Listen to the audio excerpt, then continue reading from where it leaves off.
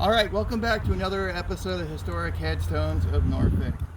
Due to current affairs, we really wanted to do this stone. He's a very important man. We're going to be talking about lynching on this video, but he's a gentleman who won an award for being anti-lynching. So I just want to give everybody a heads up. We're going to be talking about lynching. We're not going to be giving any really gory details or anything like that, but this guy's a hero, and he needs to, let everybody know what he's done in the past. Okay, we're going to be talking about Louis Jaffe. He's buried here. We are in Cedar Grove Cemetery right now.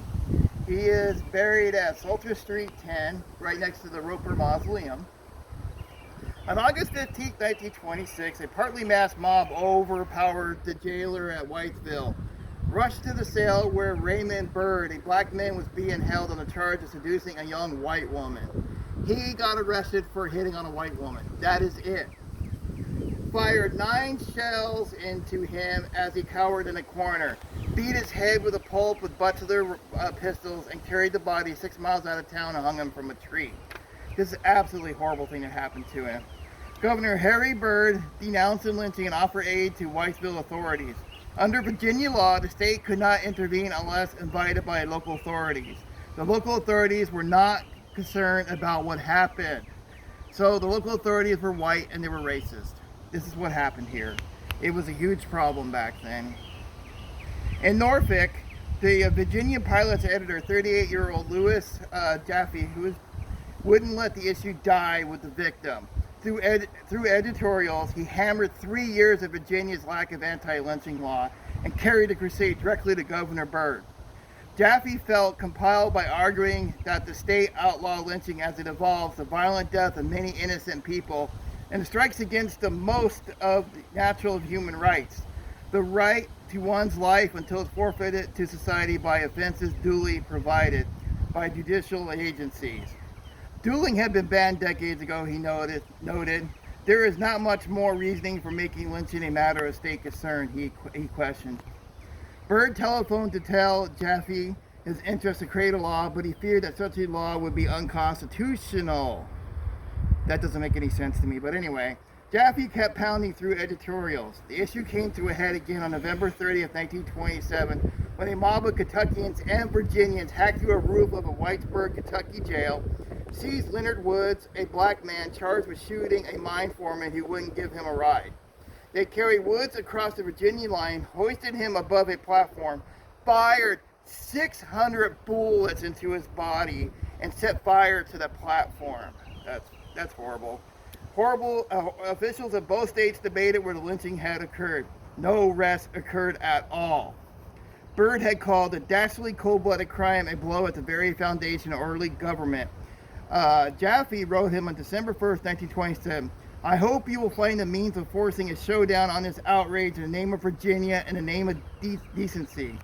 Some time ago, I made a bold to urge upon you the making mob violence a primary concern of state law enforcement agencies. Would it not be possible to take a step in the direction of the next General Assembly?" In December and January, Jaffe continued to denounce lynching. To the General Assembly on January 15, 1928, Byrd spelled out drastic provisions of the law that may be dreaded by those who permit their inflamed passions to drive them into crimes of mob violence. Anti-lynching bill is introduced by Senators Barron and Connor in February. It passed and became law on March 14th. But Jaffe never let up.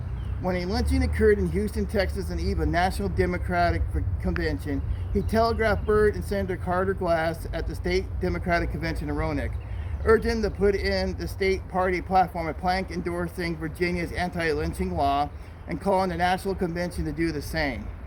Neither replied. They weren't about to throw the firebrand into a volatile convention, Jaffe's editorial on June 22nd said. An unspeakable act of savagery won national acclaim and helped earn him the Pulitzer Prize. 8 men had yanked Robert Powell, 24, a black man with apparent mortal wound, from a hospital cot and hanged him from the bridge outside Houston. He had been charged with killing a detective in a shootout. But to this Texas mob, neither death nor justice was acceptable. Jaffe wrote, "Nothing would satisfy them but a lonesome act of murder carried out against a human being while he lay in agony with a bullet in his gut." Governor Byrd also submitted a letter with Jaffe's nomination for the Pulitzer Prize that he won in 1929 for his anti-lynching editorials. So he was the leader of getting the anti-lynching law passed in Virginia, and him being the editor of the Norfolk newspaper gave him the power to do that. To me, this guy's a hero, and everybody should know about him. He's just a hero in my books. And lynching's wrong. I'm glad it's completely illegal now. It should never happen, and that's my stance on it. Some people may not be a fan of it, but that's life. All right, guys, take care and have a great day.